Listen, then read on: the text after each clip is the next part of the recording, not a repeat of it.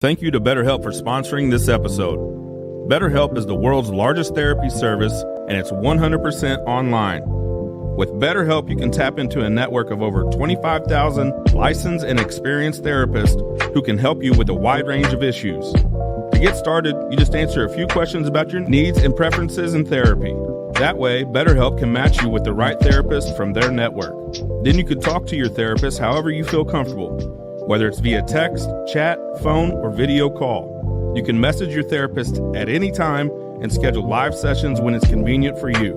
If your therapist isn't the right fit for any reason, you can switch to a new therapist at no additional charge. With BetterHelp, you get the same professionalism and quality you expect from in-office therapy, but with a therapist who is custom-picked for you, more scheduling flexibility, and at a more affordable price. Get 10% off your first month at betterhelp.com/thebarn. That's BetterHelp, HELP.com/thebarn. Hello, my name is Jason Lowry. And I am Mark Totally. And this is the Parkland Podcast. It's the Parkland Podcast with Jason and Mark. It's the Parkland Podcast with Jason and Mark. They got plenty to say. They got plenty of heart. On the Parkland Podcast with Jason and Mark. It's the Parkland Podcast. Yeah, the Parkland Podcast. It's the Parkland Podcast. Yeah, the Parkland Podcast with Jason and Mark. Jason and Mark. Covered all the instruments there. Yeah, you got rocking so hard you pulled your headphones out, man. You okay? I'm rocking it because my brother knows how to strum the git fiddle. He does. So how did he get started playing music? He played music since he was a young kid. That's one of my favorite stories growing up when I was in like the 8th or 9th grade. My brother went out on the back patio of the house and started playing the guitar, electric guitar, had a little speaker out there. And somebody came up to me a couple of days later and they said, "Man, I didn't know Mark knew how to play the guitar so well." That's like, no, that was not me. That was my brother Tom. And they looked at me and went, "Oh, okay." But was there somebody in the family, somebody else in the family that taught you, or did he just pick it up on his own? I think he just picked it up on his own for the very, most very part. cool. Yeah, and he can draw. He's a great artist. He can do a lot of good things. And now his crowning achievement is the Parkland Podcast theme song. Right. It's #1 in St. Francis County for like the 20th week in a row. At least, yeah. Yeah. Well, do you want the good news or the bad news? Well, I've always been told to start with the bad news. That way you end with the good news and you're in a better mood. Well, that's too bad because I'm going to start with the good news. Okay. The good news is I did see Santa Claus Friday night. Yes? Yes. And I told him about the Parkland Podcast and he was aware of it. Oh, wow. Great. So that's the good news. Yeah. The bad news is I said, and my buddy Jason Lowry, he's been good all year long. And Santa said, well, we've checked the list twice and maybe not so much. Well, as long as the kids are on it, that's all that matters. Well, and then I said, well, what about me? And Santa said, ho, ho, ho. And then there's the whole restraining order that Mrs. Claus has out on me. Oh, yeah. It could be a coal-filled Christmas for the Parkland Yes. Podcast. It is episode 27, and it's brought to you by Parkland Pharmacy. Discover Farmington. Save a lot of the Parkland. Heimberger Construction. Booze and Bark Carpet. First State Community Bank. Subway. Of the Parkland and Southeast Missouri Mental Health Center. You had a very busy week this week. What all did you do? Rang the bell 3 times for the United Way. I was so excited. We could put this in the news segment, but I'm going to break it out right now. All right. The executive director told me that our first week totals for bell ringing are the highest they've been since 2016. Hey, that's great. And we need to keep that up. So if you have rang the bell for the United Way, thank you. If you've supported the United Way with a donation, thank you. If you'd like to ring the bell, please get a hold of Suzanne Baker with the United Way of St. Francis County and ring that bell, because we're not making money for ourselves. We're making money to hand out to non-for-profit organizations. Yeah, and all that money stays right here in St. St. Francis Francis County, 100% of it. So you did that. You went to the Farmington Christmas Parade. How was Farmington that? Christmas Parade. It was wonderful. It was cold. Yeah, it's a cold week for Christmas parades. Bonne Terre Oh, and Park my Hills, Leadington were cold too. Goodness. And I went to the St. Paul High School Gala. Right? Just a lot of different things going on. And we were busy with Nutcracker and basketball season. We had 3 games this week. I'm very sorry for you, but happy for all the green guys. I heard. Go Yeah. ahead and break the news. St. Joe beat St. Paul in all 4 games. B boys, A boys, B girls, A girls for the first time in forever. And how according did to Jake Johnson. Jonas and Miss Lucy do? Jonas scored the first bucket of the game, and then after that he became more of a pass defender specialist, but had an awesome ball game. And we'll talk a little bit more about that in sports. James got in very first game. He missed a shot, but he got fouled, and he got 2 free throws he was real excited about. He missed them both, but that's okay. That's all right. That's okay. But then his crowning achievement in the game, late in the ball game, nobody had ran up to inbound the basketball, so he decided he could go do that real quick.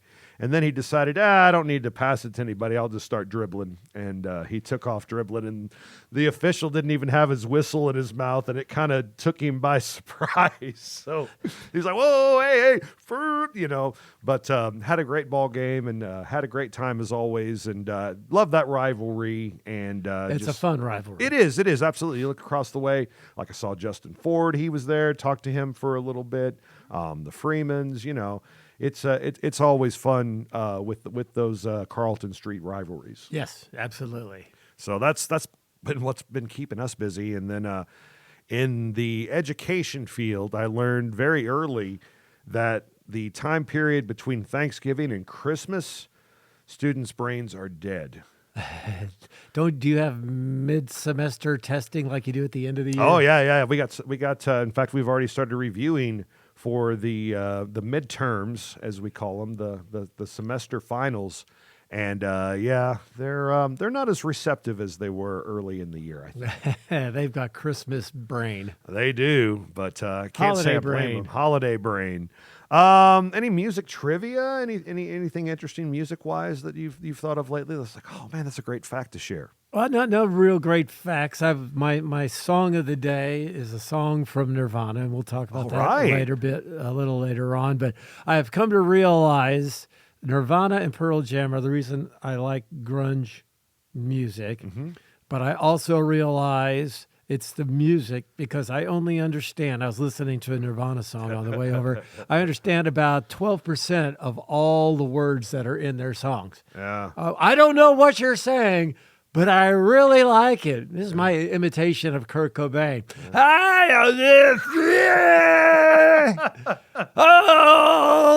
Heart-shaped box. That also doubles as his Roy Henson impersonation. Yeah, that could be too. Yeah. Oh, man. How about a totally awesome radio story? Well, our totally awesome radio stories are starting to peter out. I'm sure there's more out there. I just have a hard time thinking of them. But right, yeah. Went to Moberly one time. Oh, boy. Spent the night at Gerald Shepard's house. Really? Yes. Why? Because I had to be at work the next morning. We were learning about some big outdoor show that they did in Moberly, and we were going to do it at our station. Yeah. But anyway, I had a 1989 Cherry Red Firebird at the time. It's a beautiful car, great sports car, loved it to death, sits very low to the ground. Mm-hmm. So the next day we get up and we have a nice breakfast at the table, Mr. and Mrs. Shepard and me, and as we go out to my car, he has me give him a ride to the radio station, and he looks at the car, And I will paraphrase this because the words he used were not fit for public broadcasting. He says, I see we got another one of these blank, blank sports cars. And he had a hard time, let's say, getting in and getting out. Yes, of I it. bet. And then another time I went to Moberly and I spent the night there. A guy named Scott Seamart and myself. Yes. And Mr. Shepard came down and he had a nylon stocking on his head. He was trying to promote hair growth. Oh, okay. I don't think it ever worked. But then we sat down and we all ate breakfast. They brought out a bunch of eggs and bacon and stuff. And there was one piece of bacon left. And he says, who didn't have 4 pieces of bacon? I said, well, that would be me, Mr. Shepard. He goes, you need to eat that bacon. At this table, everyone eats 4 pieces of bacon. And he says, Mark, if you were going to program a radio station, what kind of format would you have? And I said, Mr. Shepard, if it was music, I'd go country music. And if it was an AM station, I'd go talk. He goes, that's good. That's good. I think I could make any kind of format work as far as radio goes, except for that rap. I don't like that rap, that doo-wop, wop, wop. I'm not a fan of that. I said, me either, Mr. Shepard. Doo-wop, doo-wop. And, who's to say anything bad about Gerald Shepard? He was a genius. Sure, yeah. He really absolutely. was. But he just had some funny stories that I don't mind sharing. I love your impersonation, too. It's not as good as Jack Sadler's or yeah. Kevin Brooks, but I do my best. Oh, my. We need to have... Should we have those guys on together? I don't think we have enough microphone and enough memory space in the computer for both of them. That's true. All right. Well, there you go. Another totally awesome radio story. Booz and Bark Carpet, Booz and Bark Trailer Sales, Highway 67 between Park Hills and Farmington. Some people call it the Fairgrounds exit. I call it the Booz and Bark exit because that's where you get off the highway to go see the fine folks, Brock and everybody at Booz and Bark. Been at it for such a long time, and there are so many long-tenured employees that work for Booz and Bark. And they sell everywhere. Oh my gosh, they are a great part of St. Francis County, but they have customers 100 miles plus in any direction. Yeah, I know they do a lot in the Columbia area as well. Yes. And don't forget about their trailers too. If you're ready to move for a trailer. But you're getting the Booz and Bark name, and they've been doing this for decades now. So you're dealing with one of the premier flooring companies in the area. 2 things I've never heard anybody say they regret doing. That's upgrading your flooring in your home or getting a trailer. I've never heard anybody say they regret either one of those purchases. And they've got a lot to choose from. If selection is the name of the game with you, the Booz and Barks are the folks you need to go see. Merry Christmas, Happy New Year from everybody at Booz and Bark Carpet and Trailer Sales, Highway 67 between Park Hills and Farmington. And look for our pictures on their billboard. 'Tis the season to do digital banking at First State Community Bank, FSCB.com, the place to go. And how convenient it is just to pull up your account on your phone, on your computer, and just keep track of all your finances. They make it so easy, don't they? That's what I do. I've got everything on my phone, and I love it.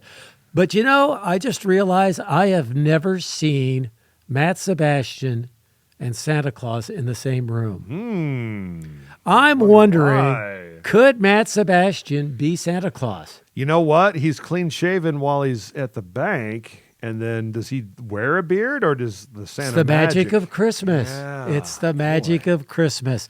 But in all seriousness, Matt and all the good folks that work at First State Community Bank, I love going in there because I know I'm going to be treated right. I know I'm going to get a handshake and a smile, and I know I'm going to get treated well. So thank you for everything you've done for me, because I've banked there since I've moved to Farmington. I know the Parkland podcast banks there. I can't imagine getting treated better anywhere else. I agree. First State Community Bank. Don't forget about all their Farmington locations in Maple Valley at the corner of Karsh and Jefferson, and, of course, the big downtown location and Farmington High School. And it's not just checking and savings accounts. They also have a lot of different investment opportunities you can take advantage of by talking to folks like Lisa Sumter and others at the bank. FSCB.com, member FDIC, First State Community Bank, sponsoring the Parkland podcast. Parkland Pharmacy is out to prove that local independent pharmacy is alive and well. We work hard at giving you an excellent experience every time you come to see us. We love what we do, and we would love to take care of you. There's no need to be frustrated with your health care. If you're tired of what your pharmacy is not doing for you, then stop waiting in line and come see us today. We have 6 locations across Southeast Missouri, so Google us to find the store nearest you or visit parklandrx.com. Parkland Pharmacy is a local pharmacy at its finest. Let's check news now. News brought to you by Booze and Bark Carpet. Booze and Bark Trailer Sales, Highway 67 between Park Hills and Farmington. The state of Missouri has executed another inmate. 49-year-old Christopher Collings was executed at the prison in Bonne Terre. Governor Mike Parson rejected the clemency petition, stating that the crime severity and the overwhelming evidence against Collings justified the death penalty. He was convicted in 2007 for the abduction, sexual assault, and murder of a 9-year-old girl in Stella, Missouri. His lawyers argued his mental capacity, but were unable to get the petition from the soon-departing governor. This was the 4th execution at the prison in Bonne Terre this year. A Bismarck man is facing charges of possession of child pornography. According to the Highway Patrol, 26-year-old Zachary Freeman was taken into custody earlier this month. The probable cause statement revealed that Freeman was in possession of child pornography that he downloaded from a cell phone app on November 20th while in his home. Freeman then distributed the videos to other groups. The Missouri Department of Elementary and Secondary Education is trying to find a way to attract more teachers. Currently, public school teachers are required to have a 3.0 grade point average if they want to be certified in certain subject areas. The state is debating whether to reduce the GPA requirement to 2.5. Proponents feel that more people would complete their degrees and enter the field, while those against it feels that it lowers the quality of education in candidates. If made, the change would go into effect before the next school year. Montauk State Park in Salem will be closed to guests until at least February 21st of next year. Park crews are actively assessing safety concerns and addressing damage to park infrastructure caused by early November flooding. The extent of the destruction and the work required to reopen the park is substantial. The Missouri Department of Natural Resources, in collaboration with the City of Fredericktown and Madison County Public Water Supply District No. 1, has confirmed through follow-up sampling that the area's drinking water quality remains consistent with what the two systems had reported before the critical minerals recovery fire. And as the first semester of the school year comes to a close, administrators are still paying very close attention to threats and student safety. BKTV students Morgan Short and Dayton Kinnan take a closer look at how the Farmington School District handles these issues. Over the past few years, the Farmington School District and other nearby schools have seen an influx in threats on social media. However, most of these threats are merely rumors spread through social media. The district uses incoming information from various resources sent to them in order to be prepared for anything and everything. Communication plays an important role in keeping students and staff safe. It is working with students, and we're going to be doing more to let students know how harmful it can be to spread rumors or to continue to post or repost threats that may be out there that may not have anything to do with the school, but then all of a sudden becomes Farmington related, for either nefarious reasons or because people are worried. Farmington is not the only school forced to deal with threats. Other schools, such as North County, West County, and Central, have investigated threats multiple times just this year in order to locate the threat and handle it efficiently and safely. Those are the different steps we take. Anytime we come across a threat, we try to be very transparent about what's going on, share as much information as we can. So we put together information, share out pretty specifically what's happened so that they know what's going on and they feel confident to just keep doing their job, being in their classroom, focused on students. And so we want them to share whatever that they hear, and we'll take it from there, and they can focus on doing the great job they're doing in the classroom. The school administration uses every resource available to them to handle these situations. Parents are also concerned about remaining up to date on the imposing threats, as well as ensuring their child's safety. So we utilize a variety of communication methods. Remind is our number one way of messaging parents about, anything important, whether it's a weather day, school cancellation, or any kind of safety update. It's going to go out on Remind. Parents have 3 options in Remind. They can either download the app, they can sign up for text messages, or they can receive the messages as an email. And so that is the first way that we send things out. And then we also utilize, when appropriate, social media and our website live feed. This has been Morgan Short and Dayton Kennan for BKTV. And be sure to like and subscribe to the BKTV Studios YouTube channel for more reports, live streaming, and information involving the Farmington School District. And that is your news on the Parkland Podcast, presented by Booz & Bark Carpet and Booz & Bark Trailer Sales. Time to check the events page. That's brought to you by Discover Farmington. More than you ever imagined. Go to discoverfarmingtonmo.gov to find out about entertainment, dining, outdoor activities, wineries, and more. Discover Farmington brings you the community events page. Farmington, Missouri, your destination for a perfect weekend getaway. Dine in at one of our quality restaurants or visit one of our surrounding wineries. Farmington offers a variety of parks and other recreational leisure time activities. See some sights, have some fun, and go wherever your heart takes you. Sounds like a lot of fun, so get a room and stay a while. All this and more awaits you just 60 miles south of St. Louis. Discover Farmington today.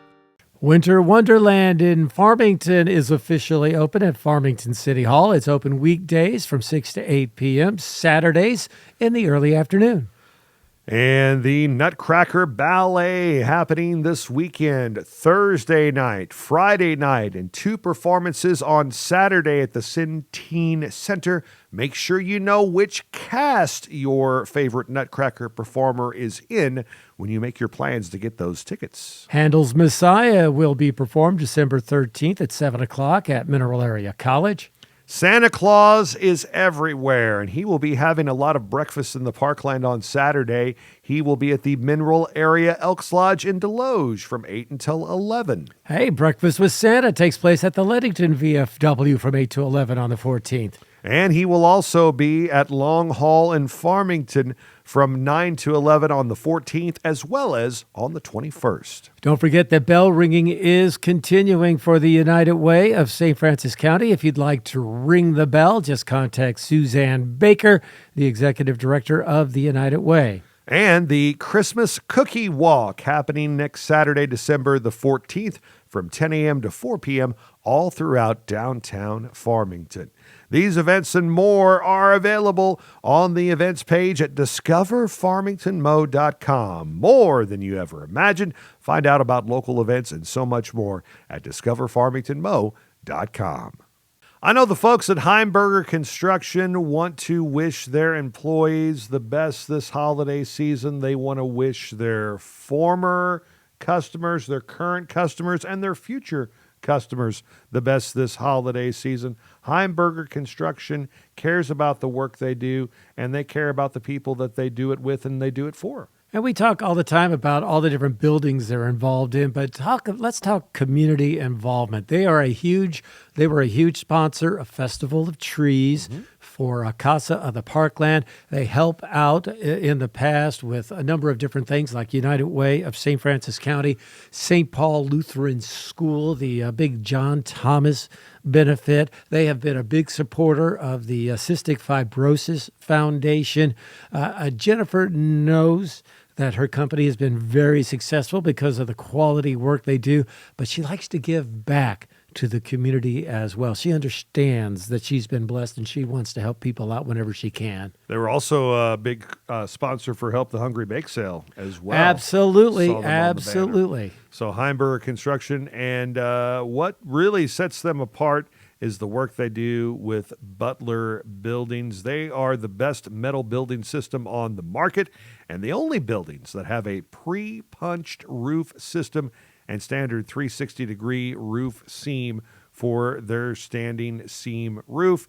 You keep things nice and dry up top with those Butler Buildings, and that just makes the project not only look better, but last longer. And that's what you get at Heimberger Construction. Happy holidays to you from them, 431-4387, HeimbergerConstruction.com.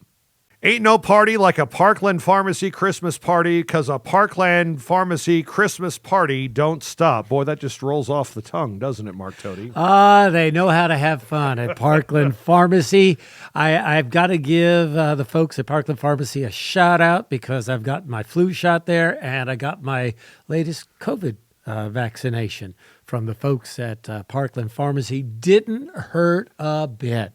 Never does. Never does. I had the honor of going to a couple of Parkland Pharmacy Christmas parties, and they take such good care of their employees. And I know we talk about it all the time, but I mean, I've seen it firsthand because you have these people that come to work every day for you, and they are always in a better mood because they know they're appreciated at Parkland Pharmacy, and that just, eventually comes down to you, the customer. So totally worth it to go there. You can put a price tag on medication. You can put a price tag on medicine. You can put a price tag on a lot of things. Can't put a price tag on great customer service. Parkland Pharmacy wants to wish all their employees and customers the happiest of holidays. Parkland Pharmacy in Deloge, Farmington, Fredericktown, Ironton, Piedmont, and Greenville, and they sponsor the Parkland Podcast. They said it couldn't be done. They said the world would never accept a cookie this long, or pretzel, and probably not a churro. They also said, under no circumstances should those really long and delicious treats be wildly affordable. Then we said, but we already made them, and they are. Introducing the incredible new foot-long sidekicks. Get one at Subway today. Let's do birthdays, anniversaries now on the Parkland Podcast. I want to begin with some belated ones that we got after we recorded last week, and these are some good ones. Happy 98th birthday on December the 5th for Grandma Miami Caldwell of Farmington. And, of course, that her and her late husband and family, Bud, own and operate the Horton Wampler and the Caldwell Funeral Homes. Also, Marcus Misi with a birthday December the 4th. Cindy Carver Foster with a birthday on the 5th. And I think it says okay, Noblik, so I'm assuming that's where Cindy lives. Let's go with that, yeah. So there we go. And thank you, Dana, for sending those in. And if you can, and I know I always forget about birthdays until usually the day after they happen. But if you want to get those birthdays on to us, if you could get them in a week early, that would be awesome. But again, happy birthday to those folks. All right, so Monday, December 9th. Who you got, Mark Tody? Heather Turner celebrates a birthday. I love this girl. She was, when she went to Farmington High School, she was Heather Lewis, and she got involved in the Country Days Queen pageant for 2 or 3 years. And I believe she won Miss Congeniality 2 different times, if my memory serves me right. But we are now friends on Facebook, and once in a blue moon, we'll Facebook message each other. She is just a sweetheart. So Heather Turner, happy birthday wishes going out to you. Jeannie Roberts with a birthday on Monday, former mayor and city councilman in the city of Farmington. Happy birthday to you. Happy birthday to Melody Barron, married to Walt. Happy birthday. Walt's a big, tall guy. He's about 6'8". He is. He likes the podcast, wants to be on the podcast. And we're going to get him on the podcast. And we're going to get that to happen. And eventually Nate Barron, too. And we're going to get the folks from East Missouri Action Agency 2. Yeah, you could get Rob Baker. Yeah, Rob Baker, but we're going straight to the top. Oh, okay. So, yeah, we're Rob's chump change. Yeah, well, he's a pretty good guy. He's a pretty good guy. You can come too, Rob. We want to talk to you too, Yeah. Let's see. Zach Doogie, happy birthday to you from your twin girls. Hope you're doing great. Cassie Soltis, happy birthday to you. She used to work at a place called the Salted Duck in Farmington. I got to know her there. We were pretty good buddies. Now she's out doing her own thing, but I always like to remember her on her birthday, so happy birthday to you. Kathy Hinkabine. Before Sarah started cutting my hair 20 years ago, Kathy cut it for about 10 years ago. You're responsible for all this. Oh, Thank she was you. the one. Yeah, she's the one. No, she did a good job keeping what little I had looking good. So, Kathy, happy birthday wishes to you. Patsy Weddle. Yeah. Love Patsy Weddle. Known her since she was 13. She could be the topic of a totally awesome radio story, but it's not. She once told me she picked out her favorite football players by how they looked in their uniform. Makes sense. I said, well, that's how I pick my cheerleaders out, so why not? Sherry Henderson. Yeah, Sherry. Love Sherry Henderson. Big friend of the podcast. Absolutely. Happy birthday wishes to you from Mike and your son and your daughter and your grandson. I hope you have a wonderful, fantastic day. I think that's it. That's all you got for Monday. How about T.J. Benoist, former county commissioner candidate? T.J. celebrating a birthday on Monday. Sarah Berry. Sarah with a birthday. Happy birthday from your husband, John, and the kids. Jennifer Swinarski celebrating a birthday on Monday. That's from your husband and your boys. Adam Freudel. Adam's a big deal with the St. Louis Cardinals in the front office, and we're going to have him on the podcast. He's a big fan of the podcast and Parkland Sports Live, and I want to get him on and talk about what's happening broadcast-wise with the St. Louis Cardinals, because everything's changing there, and Adam's like right there on the ground floor. And Megan Wilson at Midwell Area College, happy birthday to you, Megan. Can you see if Adam can bring Mason Wynn with him? You know, he comes down here quite a bit to visit his girlfriend, yes. So why not? I mean, he's probably going to be in Bonne Terre anyways. Just say, hey, Mason, come on over. It's, we're about 10 minutes away from Big River Hills. That should work out. How about Tuesday, December 10th? Hey, I just have one birthday. Luke Baird celebrates birthday today. Luke, happy birthday to you. His sister, Jenny, was an intern. She was the original intern, the very first intern we ever had at J98 that would get on the morning show with me. We called her Intern Jenny at the time. And Luke is her younger brother. So, Luke, happy birthday wishes to you. Great FFA kid back in the day. Now he's married, got a couple kids, and things are going well. That Baird name is pretty synonymous with the FFA yes, in Farmington. Happy birthday Tuesday to Sarah Dunlap. Happy birthday to you, Sarah. Angie Province celebrating a birthday on Tuesday as well. Chad Mahiran, happy birthday, Chad. Chad's like only a couple years older than me, and he's been like retired for 20 years. I don't know how he did that, but good job, Chad. And Danny Mueller, Potosi tennis coach, and just a fine supporter of the podcast and the Parkland Sports Live as well. Happy birthday, Danny. Hope you have an awesome day on Tuesday. How about Wednesday, December 11th? Hey, the soap lady, Cheryl Sneed, CNC Suppliers. Happy birthday wishes to you, Cheryl. Soap lady. Hope you are doing fantastic today. Happy birthday to Pam Bonagirio. I went to high school with her, and she has aged much better than I have. That's a cool name. Yeah. I went to high school actually with her husband and with Pam. Just a wonderful gal. She was Pam Spur in high school. And then she got married, and now she's doing great. And two gals, former guests of the podcast, celebrating birthdays on Wednesday. Angela Williams and Andrea Lynn, the Martin twins. I know this year has been a whirlwind for you.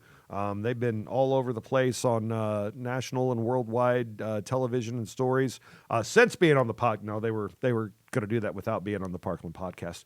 But we'll take credit. Yeah, we'll take credit for it. Happy birthday. And I'll never forget the time that I was running next to you on the playground and fell and you guys laughed at me. Well, anyway. The bad part about that was it was just 2 weeks ago. Yeah, probably. Happy birthday, Justin Marler. Justin works at the Unitech Career Center. Great drummer and metalhead. Happy birthday to him. Natalie Reardon.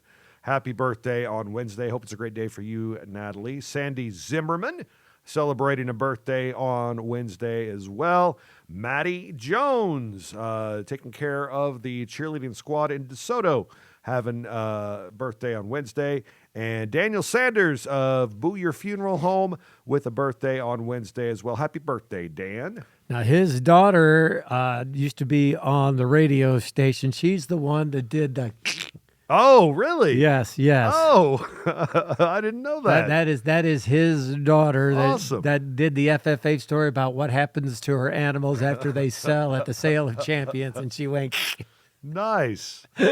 That is cool. How about Thursday, December 12th? Thursday, Margie Tedder, 2-time Lutheran of the Year, celebrates a birthday on Thursday. She makes some of the best trail mix you will ever want to eat. And I tell her she needs to make it on a weekly basis, but she never does. But whenever she does it and donates it for an auction item, I always bid on it. Right. So happy birthday to you, Margie. And Rita Lee, celebrating a birthday. I got to know Rita when she worked at the Farmington Civic Center. Every time we see each other, she'll say, "It's my hero." And I said, "No, you're my hero." So, Rita, on your birthday, you're my hero. Happy birthday to Chandler Connor. He's a junior in the BK TV program, and he has cool hair. Happy birthday, Chandler. And Jim Clay Medical Equipment. Jim, one of the coolest people I ever worked with. Him and I got to sit in the McDonald's / Charter Communication luxury box for a Cardinal game one time. Nice. And that was that was to me better than the green seats because I mean, you know, it was hot that day and the air conditioning was blasted and you know, all the food and drink you want, and we had a good time that day. Happy birthday, Jim. Hope it's a great day for you. How about Friday, December 13th? Friday, just one birthday. We wish Cheryl Sneed a happy birthday earlier this week on Wednesday. Friday, her daughter, Cassie Ferris Marshall, celebrating a birthday. Cassie, happy birthday to you. She was a really good golfer when she was at Farmington, and now I think she's living in Oklahoma somewhere. But happy birthday from your mama and all your family. Happy birthday on Friday to Lindsay Huggins. Hope it's a great day for you, Lindsay, and Stephanie Bennett, daughter of Walt, celebrating a birthday on Friday, December the 13th. Very fitting, Stephanie, that your birthday is on Friday the 13th. How about Saturday, December 14th? Saturday, Paula Carty celebrates a birthday. She works for the city of Farmington. Before she worked for the Farmington School District. And I used to talk about her on the radio quite a bit, and I would always refer to her as Paula Carty. She is the area's biggest Ronnie Millsap fan. Oh, really? And I was contractually obligated to, when I played Ronnie Millsap songs, to text her 5 minutes in advance so she could be listening. Right. And she loves her some Ronnie Millsap. So, Paula, happy birthday to you. I miss you. That's also from Laura McLean and from all your friends and all your family. Top Ronnie Millsap song. Your favorite? Mine. Ooh, I know, that's a maybe tough one. Stranger in My That's House. that's mine. That's right up there. And there's a couple non-hits that he did that I really liked as well. And Amber Henry. Oh, Amber. Yeah, Amber celebrates a birthday. She was a long-time dean of Missouri Baptist University here in the Parkland. So, Very, very big with FFA as well. yes, just a great gal. Amber, happy birthday to you. Yeah, happy birthday. And Krista Bales celebrating a birthday on Saturday as well. Happy birthday to Krista. And then we wrap up the week Sunday, December 15th. Hey, yeah, Jeff Fink, happy birthday to you. Goes to St. Paul Lutheran Church. That's from your wife, your kids, your grandkids, and all your St. Paul family. Peggy Velasco celebrates a birthday. She worked for a whole bunch of years at Mineral Area College, and now she's just living the good life. Miss Peggy, happy birthday wishes to you. Alicia Caro celebrates a birthday. She has the distinction of having two daughters that were both named St. Francis County Fair Queen. Got to interview both of them, and I've interviewed Alicia. So happy birthday to you, Alicia. And one of my favorite Bonne Terre people, one of my favorite North County people with a birthday on Sunday, Addison Reed. Miss Addie, happy birthday wishes to you. She's going to Mizzou. She would always post pictures on Facebook of her going out here and having fun and going out here and having fun. And then she put a little line in there and said, and yes, Mom, don't worry, I am studying too. So she works at the Farmington Civic Center in the summer, and that's how I got to know her. Just a wonderful, wonderful gal. So Miss Addie, happy birthday wishes to you. And I just have one birthday on Sunday, December 15th. That's Emily Clements. Happy birthday to you, Emily. Hope you have a great day on Sunday. Those are your birthdays, your anniversaries, right now on the Parkland Podcast. Oh, I love Subway, especially around the holidays when I've eaten all these very heavy foods and I've gained weight and I need to feel a little better about myself. Go to Subway in Farmington, Park Hills, Deloge, and enjoy the holidays with a fresh sub. What's great about Subway is they have a lot of different options for you in terms of the sub sandwiches, but they also have soups, they have pizza, they've got little side dishes, some delicious cookies that you can take advantage of, and you have great customer service with Heather and Jessica and Brianna, just to name a few. We told Jake during his podcast interview they could write a book on great customer service. They can, and they can also help you out for your holiday get-together. Subway can cater no matter how large or small the group. Just give Subway a call today and set that up. Again, Maple Valley Center, Farmington, Park Hills, Try downtown, the cookies. Subway in Deloge, Walmart, and coming soon, a new location to Farmington. Keep it tuned to the Parkland Podcast, and always eat fresh. Let's talk Save-A-Lot of the Parkland. If you are putting together a Christmas dinner, Save-A-Lot is the best place to go. I know, Mark, about 95% of what I served for Thanksgiving came from Save-A-Lot. I had an amazing Oreo dirt cake that I made. Oh. I have to make two of them for Christmas because I made one on Thanksgiving. Half of it got eaten at one spot, the other half at the other. And I know that I can not only afford to get that Oreo dirt cake, but some other great items too, because I shop the dot at Save-A-Lot. I'll tell you what, the thing I like about Save-A-Lot is it's one-stop shopping. You need produce, they've got it. You need milk, they've got it. You need meats, they've got it. You need dinner rolls, and trust me, you need dinner rolls if you're going to a Christmas party and you can't cook. They're going to say, oh, you can bring rolls. And they've got a ton of those at Save-A-Lot. Love the customer service at Save-A-Lot. Love the selection. Love the pricing. Love the holiday custard from Prairie Farms. Only place I've found it locally is your local Save-A-Lot store. And boy, that makes some yummy Christmassy drinks. Clint, you're a good man, and thank you for all you do in the community as well. And Chastity, it's great to work with you as well. So when you're ready for your holiday meals, shop the dot. Shop Save-A-Lot of the Parkland in Bonne Terre, DeSoto, Potosi, Park Hills, and Farmington. The Department of Mental Health for the state of Missouri is seeking an advanced practice nurse to fill a position on their East-Southeast Regional Forensics mobile team. This position includes daytime travel, a flexible work schedule with remote work options available, at a salary of $130,000 annually, and tremendous benefits. This opening will not last long. To apply for the advanced practice nurse position or any other with the Department of Mental Health, please call 573-218-6800 or go to dmh.mo.gov. The state of Missouri is an equal opportunity employer. We celebrate diversity and are committed to creating an inclusive environment for all employees. Time for sports on the Parkland podcast. We begin on the college scene. Mineral Area College, a 90-61 win over Olney Central Saturday night. They're 9-3 on the year, and they've won 6 straight. The women's basketball team continues their winning ways as well. They've won 8 straight, including a 70-66 win over Illinois College on Saturday. Lady Cards are 11-2.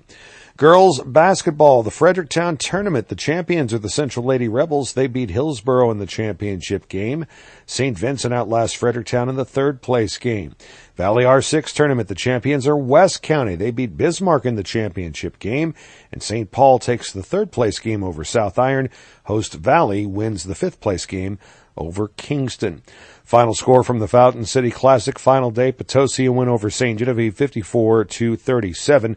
North County Lady Raiders only contest of the week was Arcadia Valley's only contest of the week, and North County got the victory there. Moving on to boys basketball. Fountain City Classic. North County beats Fox in the final, going 1-2 in the tournament. Cape Central a 71-61 win over St. Genevieve. Farmington Knights, they're the champions of the FCNB Bank Up tournament. They defeat Potosi in the championship game Friday night. Knights 3-0, Trojans 2-1. Bunker Eagles win the Valley R6 Caledonia tournament over the host team Vikings. Bismarck defeats St. Paul in the third place game. Bismarck defeats St. Paul in the tournament but falls to Kingston in the third place game. Central Rebels pick up a couple of wins this week over Crystal City and Grandview, and Fredericktown's only game of the week was a loss to Cape Notre Dame. Boys wrestling from over the weekend. St. Genevieve comes in second in the Steve Leslie Invitational. Farmington finishes third in the Neosho tournament. It was Potosi coming in 11th in the Parkway South Patriot Classic. North County finishes 7th in the Westminster Tournament. And in girls wrestling, Central comes in 4th in the John Burroughs Tournament. High school football now. The Festus Tigers' dream season comes to an end in the state championship game in Class 4. They fall to the Crusaders of Lutheran North, 46-7. Other Show Me Bo finals. Class 1, Adrian defeats Penny. Class 2, Lamar win over Fair Grove. Seneca falls to Blair Oaks in Class 3.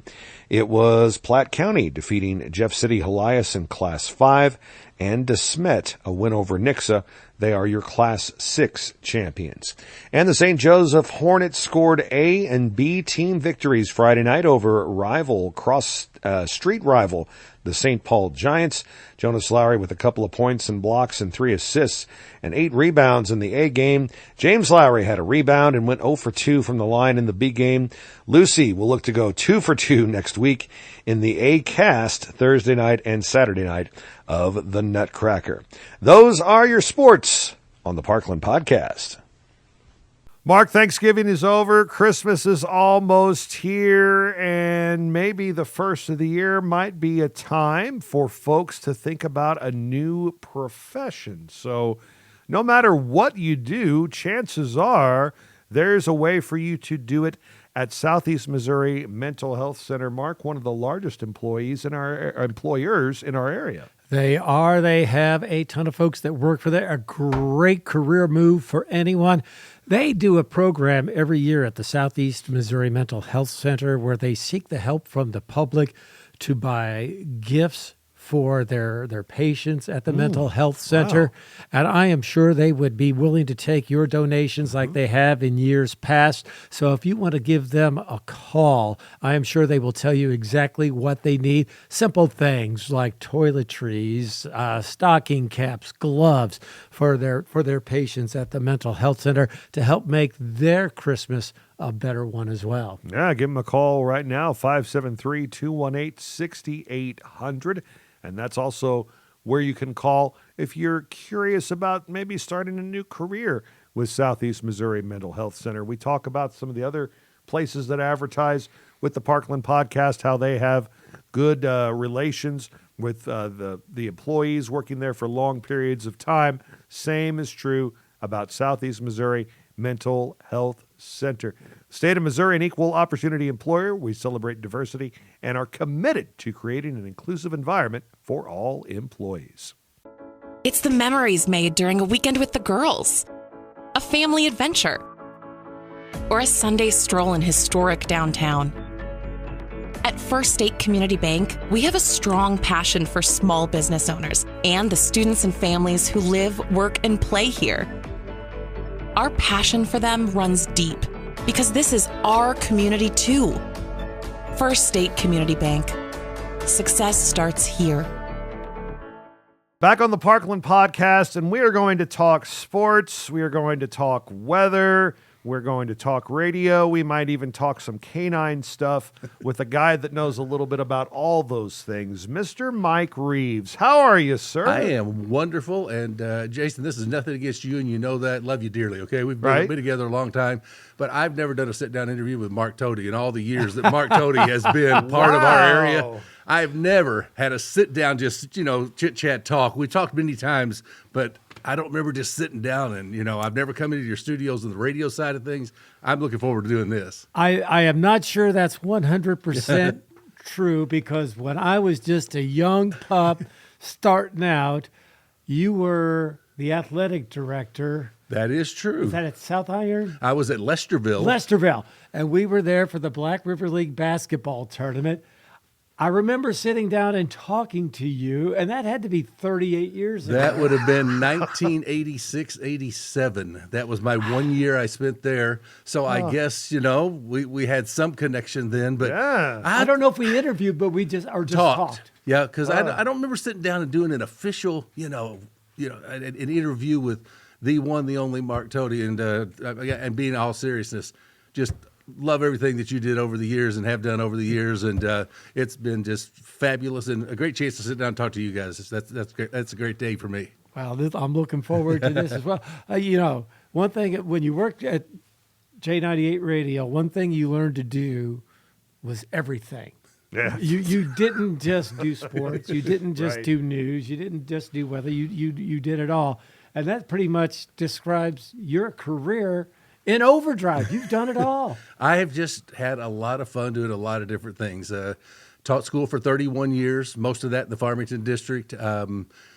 Retired from that 6 years ago already. Feels like it was yesterday. It's been 6 years since I've been out of the teaching realm of things. Got into radio as a pure,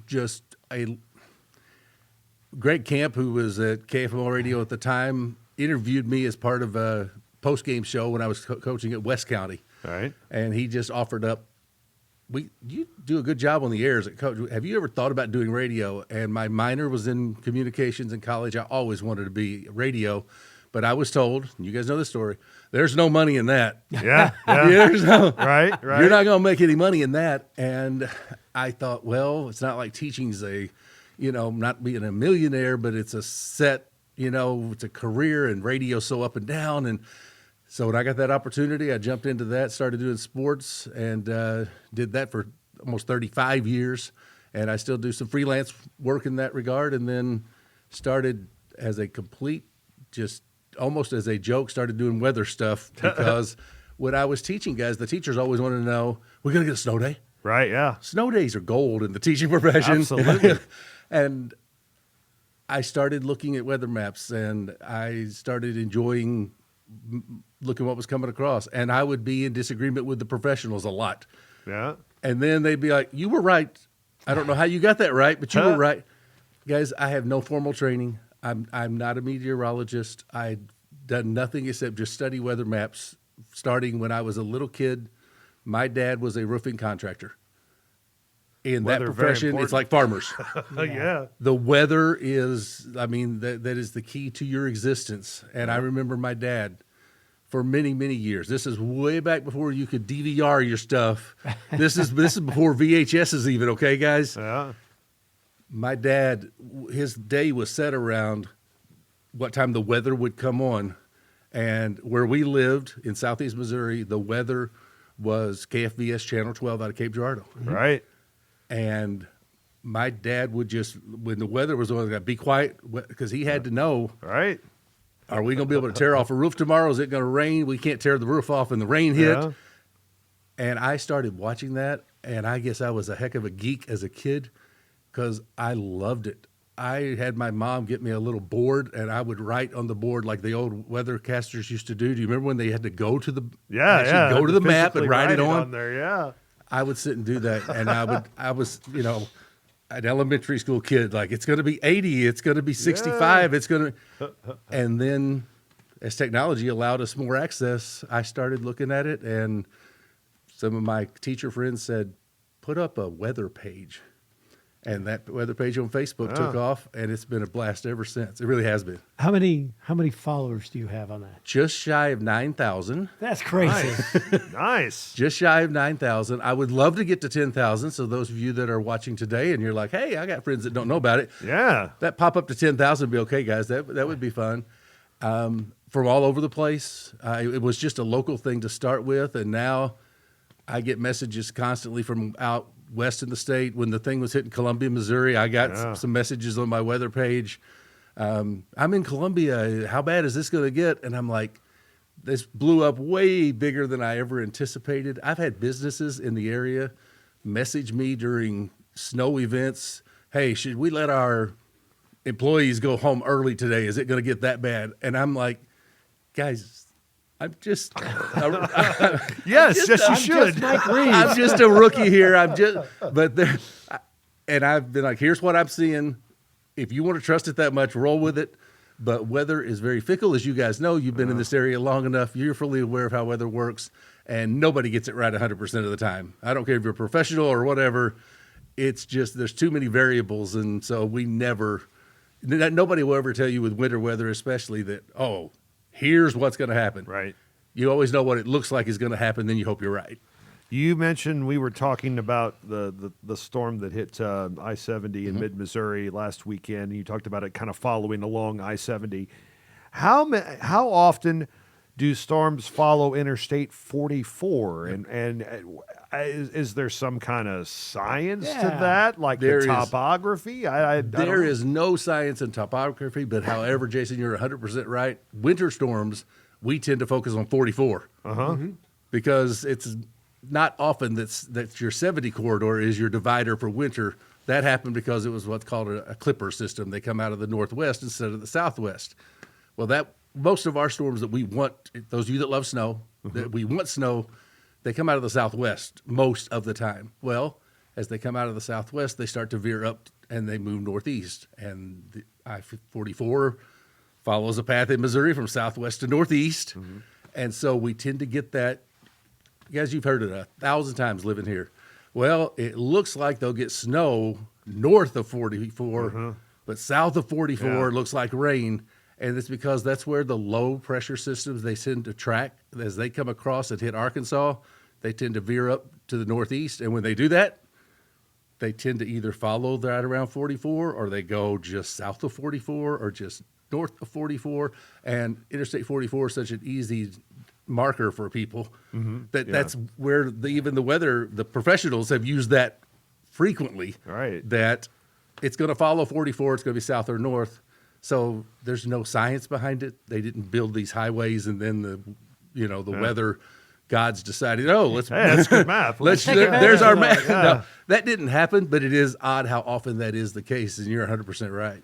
So I've had a lot of people tell me, and I kind of think there might be something to this, but when the weather comes our way, having Tom Sock there and all that height, does that break up some of the storms, some of the weather? There's no scientific reason it should do that. Now, I said that because you've seen it, I've seen it, and people have talked about it forever. Yeah. Like, it's because of that. There is no science behind it. Okay. Yeah. There's no science that says that's why, but it is odd how many times this area right in the Farmington, Park Hills, Deloge, Fredericktown, it's odd how often that's your dividing line between whatever systems there are going to be, whether they be spring storms or during the winter, of course.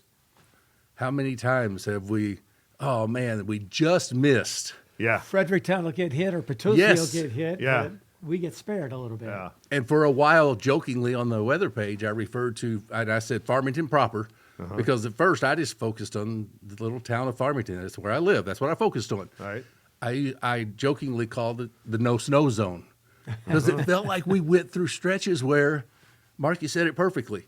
Fredericktown got 3 inches, and people in Farmington were sitting around going, Didn't snow here. Yeah. Yeah. Well, up in Potosi, they're out of school today. They're not doing anything here. Yeah. And it's frequent that seems to happen, and that always leads into people. I'm getting tons of weather page messages already. How much snow are we getting this winter? Guys, you know what I'm about to tell you. Nobody has a clue. There's no long-range winter forecast that is accurate. So when you look at like some of the major weather channels and they do their 90-day forecast for Farmington, Missouri, do you take that with a grain of salt, or you just don't pay any attention to it at all? What would your advice be? Yes and yes. Yeah, I would take it with tons of grains of salt, and then just kind of whatever. It's no better. And I know there's a lot of science behind it, and I'm not disrespecting the professionals who do this in any way whatsoever. They're amazing. I mean, they've got degrees and they do their thing. But for somebody to sit here in the middle part of December and put out a forecast for Farmington that says, here's what your winter, you can study the maps, you can have a clue. Well, it looks like it's going to do this, but nobody can tell you now that we're going to have 20 inches of snow this winter. We're going to have 2 inches of snow this winter. It's an educated guess. How's that as a way to put it? I've noticed it not to be much more accurate than the Farmer's Almanac, which people still want to hang their hat on too. Sure, yeah. And there's no particular way to more than, well, with winter weather systems, 48 hours is a long time. So much less for me to tell you what's going to happen in February. Nearly impossible. So snow predictions, you feel somewhat comfortable maybe 24 hours in advance? That's a good number. 48, you can guess, at least have a clue. But every winter weather system that comes through here, we are on the edge of every variable that weather can present us. Is it going to be cold enough to snow? Okay. Are we going to have enough moisture for snow? Okay. Are we going to have the temperatures at the time that the precipitation arrives? How many times have we been through that? Right. Oh, it rains for the first 6 hours and then it changes over. Yeah. Well, all that impacts tremendously. Like, how much snow did you get? Well, it rained for 4 hours before it snowed. Well, that means we got 2 inches of snow. Yeah. Somebody up north who got all snow was 10. And 24 hours is a good number, Jason. But I would say at times it has been 6 hours before the system was arriving, and I still couldn't with confidence say, was it going to be rain, ice, snow, or a combination? And that's just where we live. Yeah. So is it too early to hit you up about what Christmas looks like? Oh, hey, it's never too early to talk about Christmas and weather because that's what people love. Yeah. I mean, I won't say all of your viewers are out there wanting a white Christmas, but let's say a large number of them probably would. Yeah. You know, except for Mark. There's something about the ambiance of the season and the snow falling. And at this very moment in time, the weather models that people watch, and guys, the weather maps I look at, everybody in the world has access to. This isn't something that a meteorologist has to have. Nobody with training has to have it. It's on the internet. That internet has a lot of stuff in case you haven't noticed. It does. Oh, man. I can look at the same things that the professionals look at. You guys could look at it if you just know where to go. There is right now not a reason to be excited about white Christmas. We're going to settle into a pattern very soon that's going to be mostly in the 40s and 50s for your daytime, and your overnight's going to be in the upper 20s to around 30. Okay. That's going to be it starting middle of the week, Thursday or so of this week. Okay. For about a good 10 days. That's kind of what you're into. Okay. So it's not cold. It's not bitter. It's seasonal. It's supposed to be in the 40s and 50s in December in Missouri, and that's pretty much what it's going to be right up to Christmas so far. Mike Reeves is my favorite weatherman. If anybody's going to play this back, though, on Christmas morning when we're getting 8 inches of snow. Right. Hey. There is no way right now as we sit this week, 2 weeks out from Christmas, that anybody knows exactly what it's going to do on December 25th. But all the models right now, they're not favorable for it to happen. Discover Farmington helps us bring you events every week here on the Parkland Podcast. They are the sponsor of the events page, and we go to their website all the time to make sure we're promoting what's happening around the area. DiscoverFarmingtonMo.gov, all kinds of cool stuff. Mark, I've been taking my kids to Winter Wonderland since they've been old enough to hold their heads up. It is such a neat family tradition for our family. And what a great thing that Discover Farmington and the city of Farmington do every year. If you don't, even if you don't have kids or your kids are all grown up and moved away, go to Winter Wonderland and just watch the magic of Christmas come alive, because that's exactly what it does. The amount of detail they put into Winter Wonderland is, in a word, amazing. I know that they're very excited. They had an ice carving demonstration this past weekend that went over really well. And reindeer. They brought in reindeer, and they're having carriage rides. They really do a lot to make Farmington and the surrounding area a destination point. Winter Wonderland open weekdays 6 to 8 p.m., Saturdays from 1 to 3, and they're open all the way through December 23rd. You can find out about that. You can find out about other Christmassy themed activities and even events happening after Christmas at discoverfarmingtonmo.com. Discover Farmington, proud sponsor of the Parkland Podcast. I know the folks at Heimberger Construction want to wish their employees the best this holiday season. They want to wish their former customers, their current customers, and their future customers the best this holiday season. Heimberger Construction cares about the work they do, and they care about the people that they do it with and they do it for. And we talk all the time about all the different buildings they're involved in, but let's talk community involvement. They were a huge sponsor of Festival of Trees for Casa of the Parkland. They help out in the past with a number of different things, like United Way of St. Francis County, St. Paul Lutheran School, the big John Thomas benefit. They have been a big supporter of the Cystic Fibrosis Foundation. Jennifer knows that her company has been very successful because of the quality work they do, but she likes to give back to the community as well. She understands that she's been blessed, and she wants to help people out whenever she can. They were also a big sponsor for Help the Hungry Bake Sale as well. Absolutely. So Heimberger Construction, and what really sets them apart is the work they do with Butler Buildings. They are the best metal building system on the market, and the only buildings that have a pre-punched roof system and standard 360-degree roof seam for their standing seam roof. You keep things nice and dry up top with those Butler Buildings, and that just makes the project not only look better, but last longer. And that's what you get at Heimberger Construction. Happy holidays to you from them. 431-4387, HeimbergerConstruction.com. Farmington, Missouri, your destination for a perfect weekend getaway. Dine in at one of our quality restaurants or visit one of our surrounding wineries.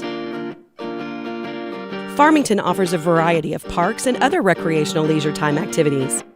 See some sights, have some fun, and go wherever your heart takes you. Sounds like a lot of fun, so get a room and stay a while. All this and more awaits you just 60 miles south of St. Louis. Discover Farmington today.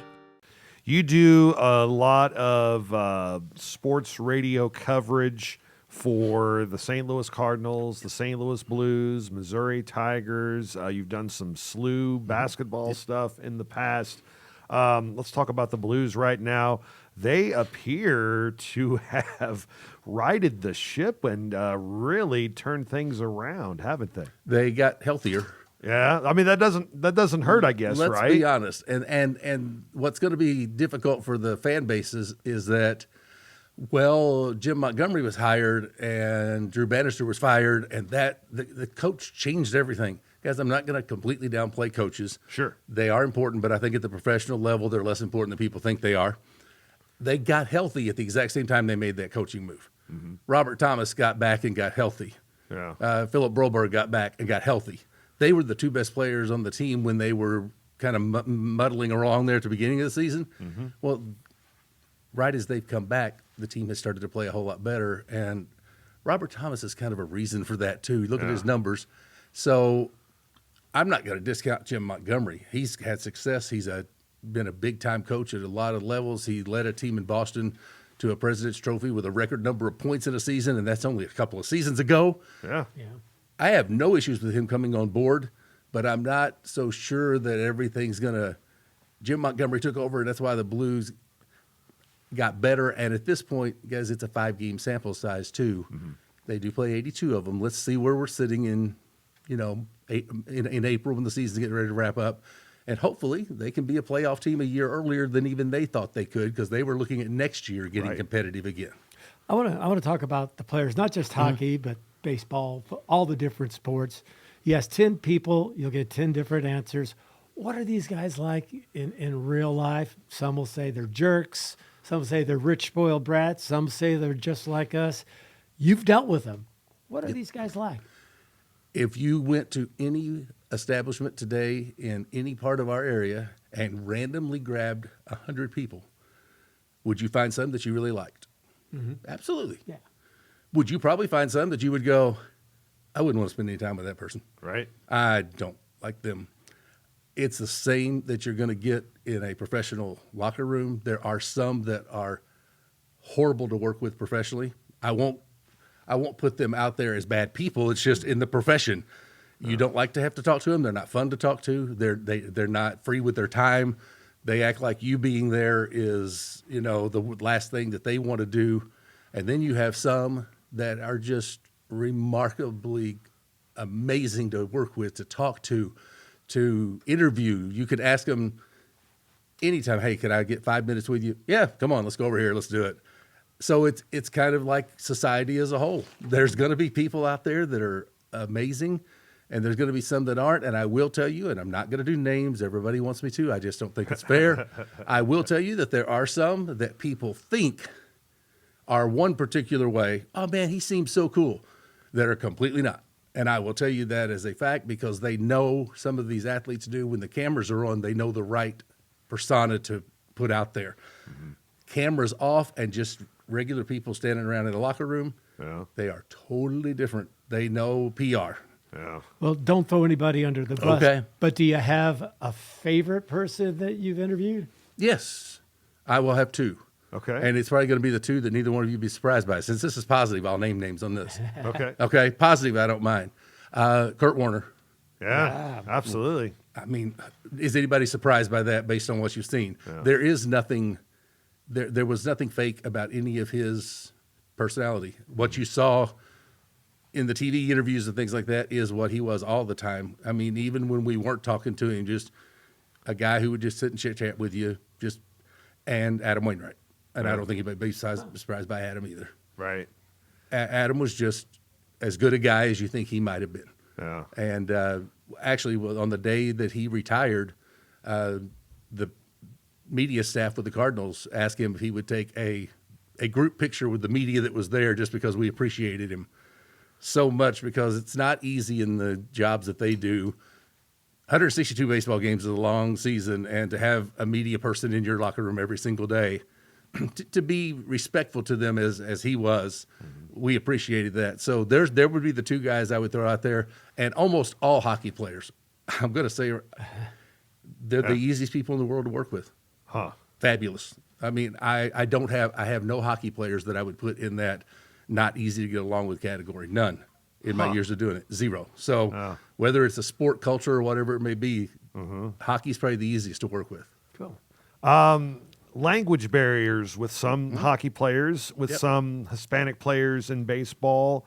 How tricky is that to work through? Because you obviously don't want to insult them, but you want to ask them a good question. The ones that use interpreters, it's helpful because at least you're going to get the answer you want. But Jason, I'll also tell you that in the networks I work for, the people I work for, some of them want to hear from the player themselves. And some of it is because an interpreter could, in some ways, take what a player says and change a word or two. Sure.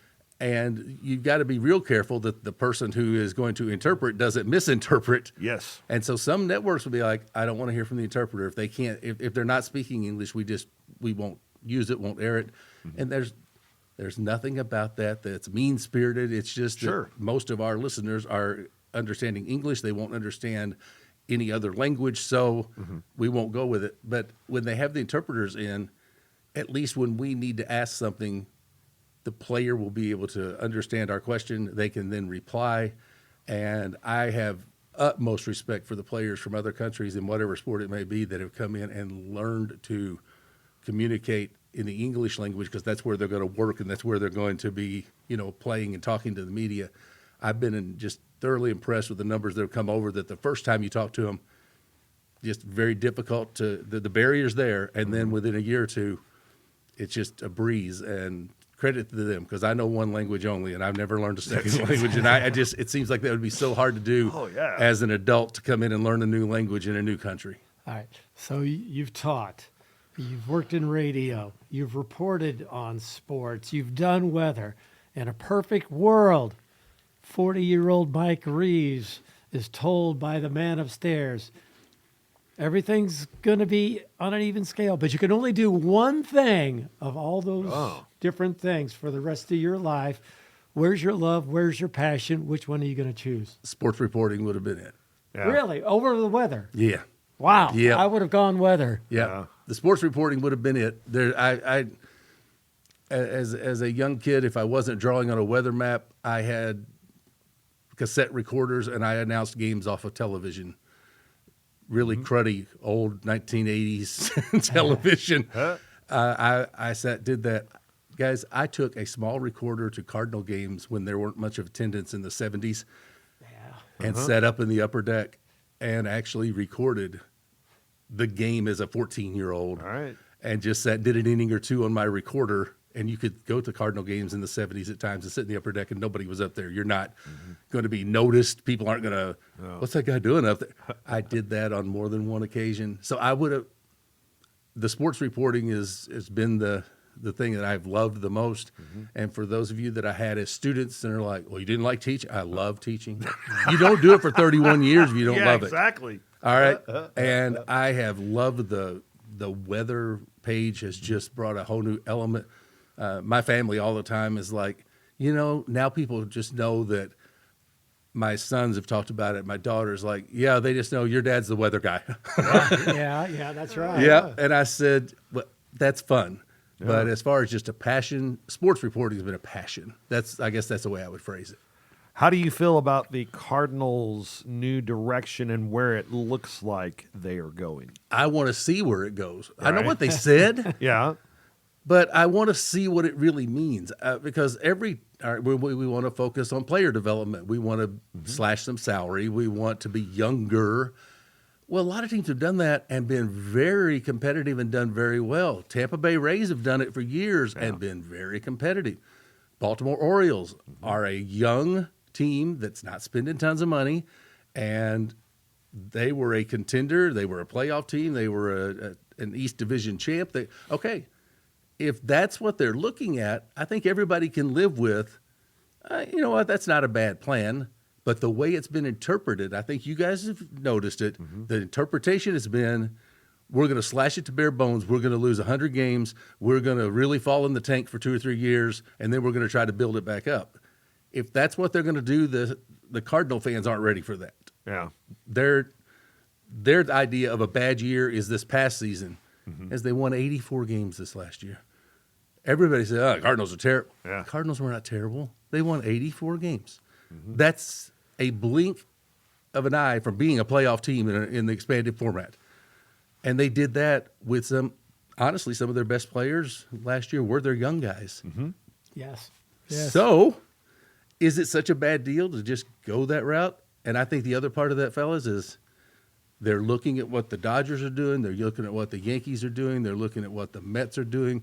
And I think in their mind, and I'm completely okay with it, we're not going to spend $1 billion to try to maybe be competitive enough to win a World Series. We're going to spend reasonably, try to get to the playoffs, and hope you catch fire in the playoffs, and who knows. Right. But I don't think they want to sign the Shohei Ohtanis of the world. I don't think they have any interest in signing the Juan Sotos of the world. That's the kind of money they want to stay away from, and I can't honestly say I blame them. It's not my money, but I can see why you wouldn't want to go that direction. So are we taking a page from the Philadelphia 76ers and asking Cardinal fans to trust the process? I would say that is what they would like us to do without saying trust the process. Yeah. Because they would like for you to, listen, we have a plan here. It's what the Blues did 3 years ago. Doug Armstrong had a press conference, if you guys remember, and flat out said, this might be this. We're looking at a 3-year process. We're not going to go in the tank for 10 years, but it's going to be a while before we're a competitive Stanley Cup caliber team again. Well, this is the 3rd year of those 3 years. So by next year, the idea is fans should expect we're back to being a contender. And all that means in the NHL is you make the playoffs. Everybody can win once you get in. Right, yeah. So I feel like they're on board for that. I feel like the Blues are very much on track for that. So the Cardinals, if they want to tell their fans, hey, maybe a year or two, just make sure that you're good to your word. And I think the fans will be okay with it. But we saw last year, guys, the number of people who were actually in the stadium at times was shockingly low. Oh, yeah. Shockingly. I have a good friend, Mark, he is an usher at the ballpark, and he has access to the turnstile counts because they never announced those. Oh, no, not at all. They were under 15,000 on many occasions and under 12 on a few.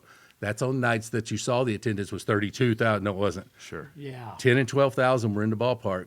And so that to me is where the fans are speaking. We have tickets and we still don't want to go.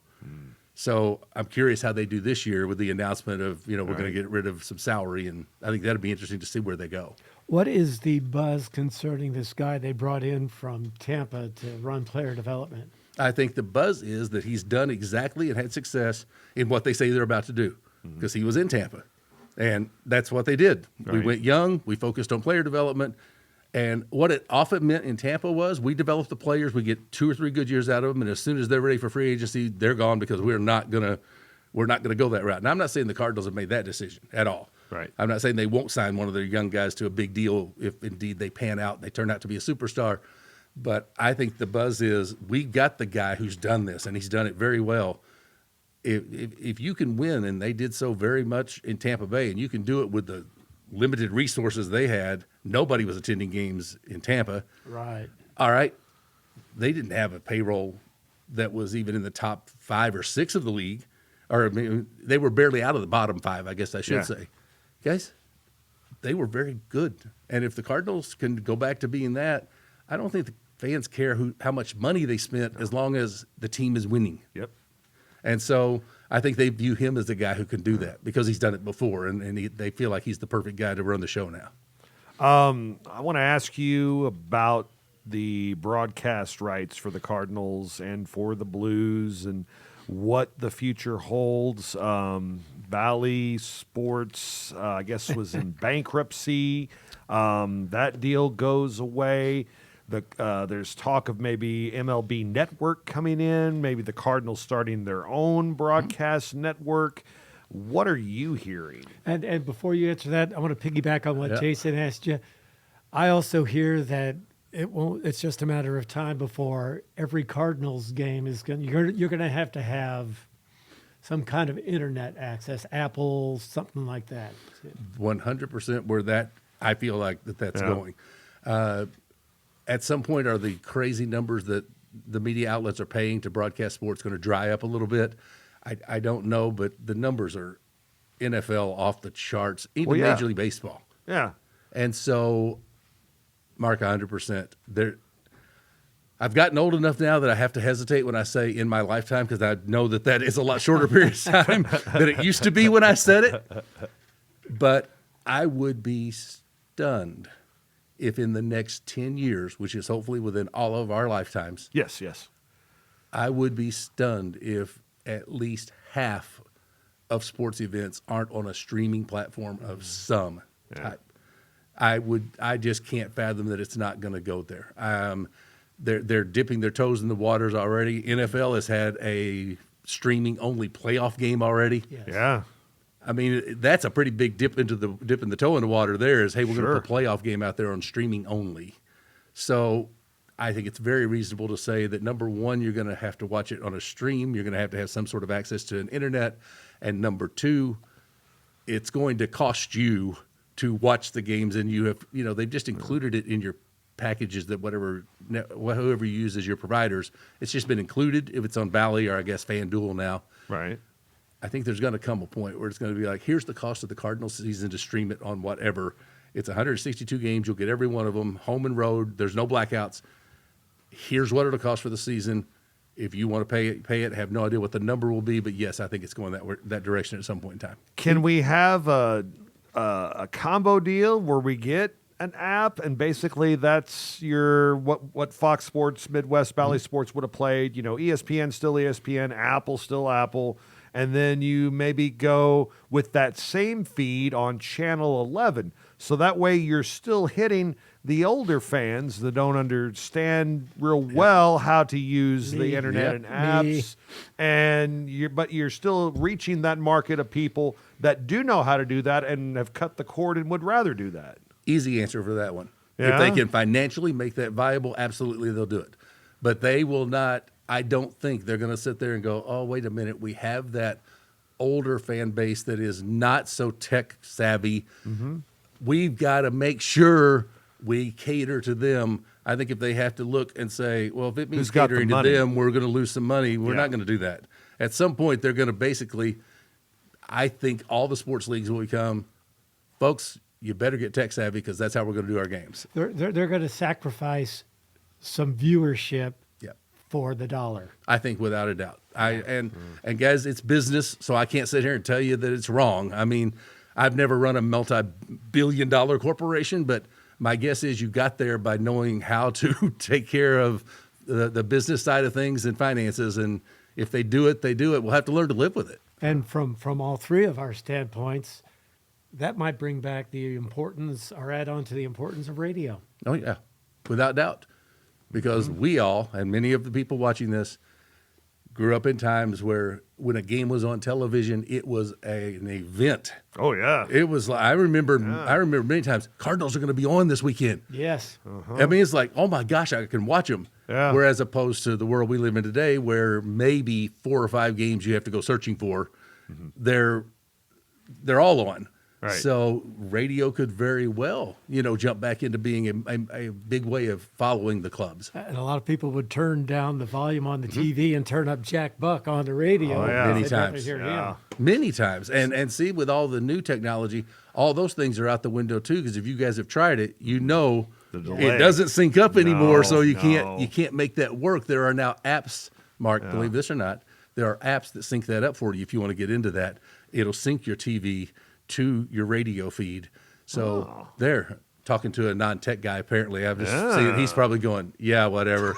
But yes, that you can now. You can now do that. Now you're like Charlie Brown's school teacher. All I'm hearing is womp, a womp, a womp, a womp. And I just watched that the other day, by the way. It was a great. Charlie Brown Christmas was great. Just wait until AI comes in and has Jack Buck and Mel Ott call a game together, some combination like that. I mean, guys, if we had the ability, who knows, 100 years from now to come back and take a peek, we'd probably think that all this technology we're talking about sitting here today, the kids of 100 years from now will be going, that was so lame. It's advancing very quickly. And in the worlds that we live in, it's changed dramatically, no doubt about it. Awesome. Dude, we could sit and talk to you about all kinds of stuff forever, but you probably need to go let the dogs back out. We are rather big on the dog side of things. Yes, all that due to my wife and her working with the dogs for years and years. She was at the shelter, and that when she retired, she did that, and then we started fostering dogs. I didn't even know that was a thing for a while. I did not know you could foster a dog, and then somebody come in and take them as find them a forever home. Didn't know all that. So we've had multiple dogs at our house on occasion. And yes, they're probably sitting there now going, dude, that was a lot of fun, but you can come back home now.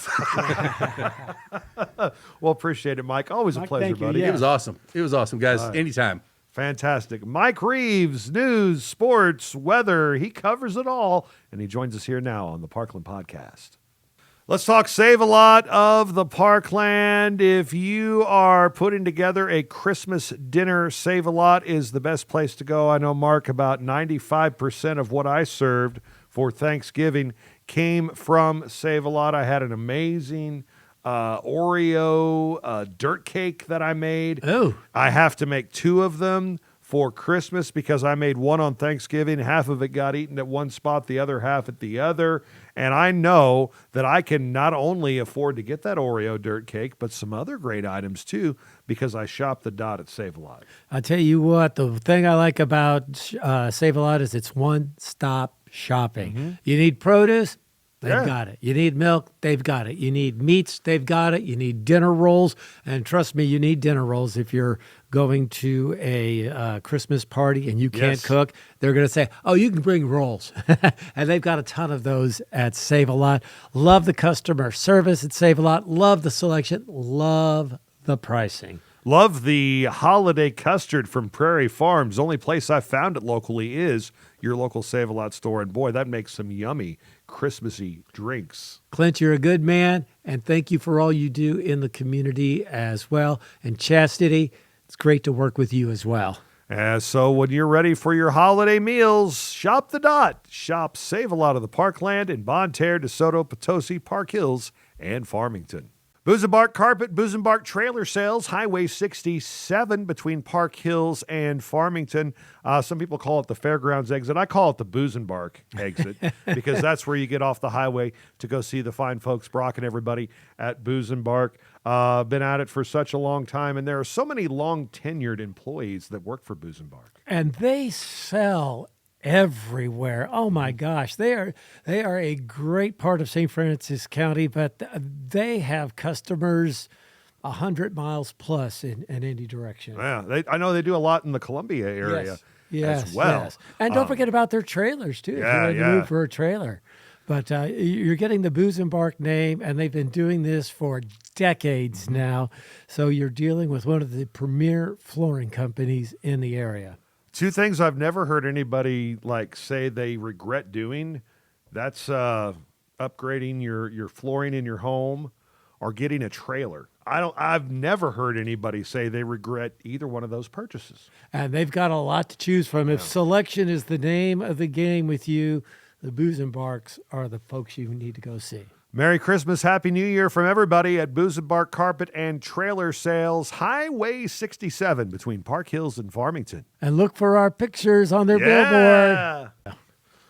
Music time on the Parkland podcast, where a couple old DJs talk about songs and albums that they enjoy. They are us. And what is your song of the week, Mark Toti? I'm a big Nirvana fan, and Heart-Shaped Box is my song. I don't know if it's my favorite Nirvana song, but I do like Nirvana. I do like a little bit of grunge music. Mm-hmm.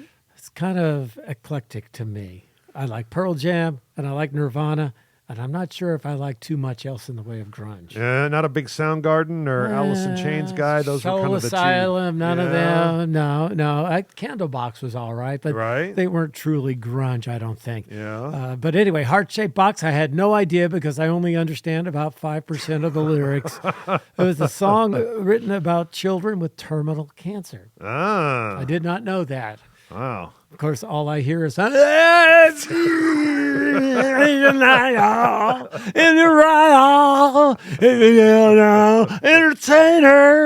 That's the other song, but anyway. Right. Heart-Shaped Box was never released as a single in the United States. Really? It became a top 10 hit in a bunch of different countries. Right. They didn't release it as a single in the United States. So that's my song, my album. Going back to the days of my youth. Head East, Flat as a Pancake.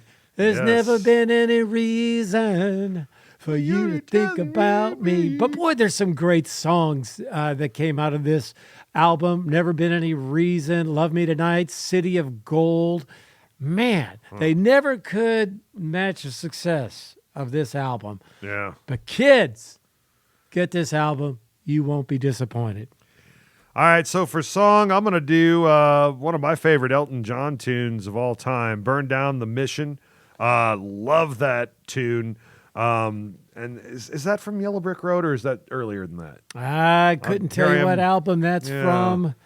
But it's definitely earlier Elton John, and has a lot of great keyboard interludes in it, and just such a cool tune. See, if you were going to go early Elton John, I'd go Madman Across the Water. Okay. Love that tune. It's got Levon on it and Tiny Dancer.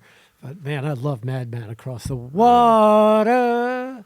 Elton John, one of the coolest artists of all time. How about for albums? I mean, when I saw that you had this as an option for me to grab today, I'm like, absolutely. Best of the Steve Miller Band. And this is kind of the earlier version of the Steve Miller, earlier incarnation, I Late guess, 60s, of Steve early Miller. 70s. Yeah. So Living in the USA is on here. Living in the USA. Space Cowboy, which is a great tune as well. What are some of your favorite tunes off of this album? I'd have to look at the album, actually. Celebration, pretty good one. It's the Steve Miller Band Anthology, and again, this is the early stuff. Abracadabra is not on here. I want to reach out and grab you, or as Eminem now says, I want to let me reach in my bag, brah, which makes no sense. But Steve Miller, do you think that he played or showed up at the campground a couple of years ago north of No, Montana? I don't think he did. I think he was supposed to, and he canceled out. And Well, they had a tour bus show up, but it just sat there and nobody got out of it. yeah, disappointed So- a lot of people. Yeah. Although the weather did really suck that day. I remember. It did. Yeah, that was the day that Lucy fell down the stairs at KFMO.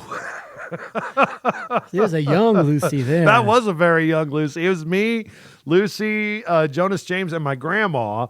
We had, I think we went out and ate somewhere, and then we were coming back, and the weather was getting really bad. And I was like, well, Grandma, I need to go to the radio station. I think there's some bad weather around.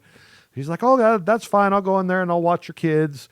And, of course, when the kids would go to KFMO back in the day, it was all about going to the top of the stairs where the studios are and sliding down either on your butt or your belly all the way down those stairs. And because they were carpeted, they weren't, hard like our stairs at home, the kids loved it because they could just right down, especially Jonas at that age. He was really good at that. Those were good times back in the day.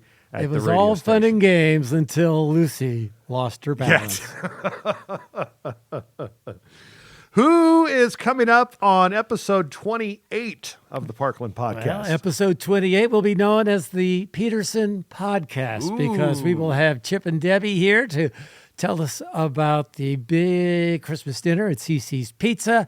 And Parks Peterson, their son, will be with us as well to talk about some exciting things going on in St. Francis County government. Very, very good. So we'll have that. And I want to ask Chip about the history of Maple Valley because you mentioned over 30 years now. It's 31 years, yeah. Yeah, which is That's crazy to just think. that there's been stores there. Now, the planning process goes on much further back than that. Yeah, but I mean, you talk to people my age or younger. It's always been there. It's always been there, I remember it being a field past Walmart, past where I guess Tractor Supply is now. But, then it started to get built up. But, yeah, if you were born after a certain amount of time, the Supercenter's always been in. I remember going to the grand opening. You probably broadcasted from the grand opening of the Walmart Supercenter, I'm sure. I think I did, actually. Yeah. Yeah, Chip can tell us about how I think they traded some property with the city of Farmington to get the land for Maple Valley. Really? Yeah. Huh. And the rest is Farmington history. Yeah, so I'm very excited to find out about that. But the lunch that they've been doing on Christmas Day, fantastic. I've been to every one of them. Yeah, and how long have they been doing that? Over 20 years. Wow, that's great. So looking forward to visiting with the Petersons next week on the Peterson Podcast. That's with right, the Peterson Debbie and Chip. Podcast. It's the Peterson Podcast with Debbie and Chip. Dun, dun. There we go. We'll have Tom work on that song. Yeah, all right, brother. Throwing down the challenge. Have a great week. Be sure to like, subscribe, download, Please. and we'll see you next Monday on the Parkland Podcast.